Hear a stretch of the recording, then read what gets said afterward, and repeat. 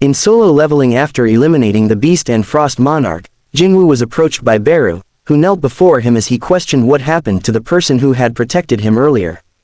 Beru responded that he disappeared all of a sudden. Just then, Jinwoo's gaze shifted to the floor as he spotted a dagger and picked it up. Somewhere else, bloody handprints were left on the wall as he dragged his body and fell to the ground, leaning against it.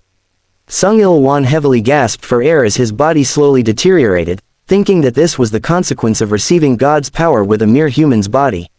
Accepting his fate, he remarked that it was fine since this was how it should be.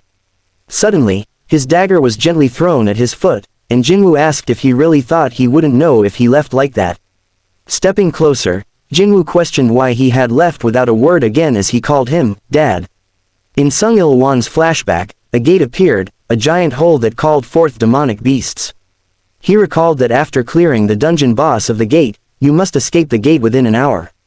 However, he had no choice but to be trapped within the dimensional rift, sitting in a corner as his strength and will faded. Then the rulers arrived and lent him their strength, and in return they requested him to stop the monarchs, including the Shadow Monarch, who was soon to be born. After losing all means of escape, he had no choice.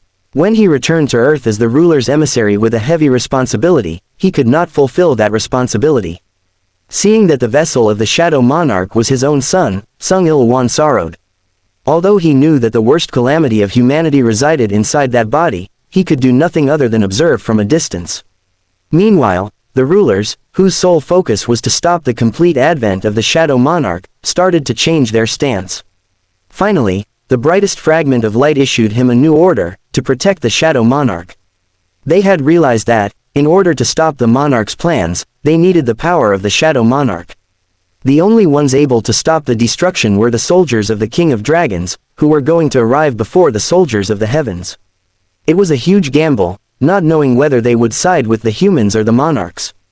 But now, they knew the results, telling Jinwoo that was why he helped him.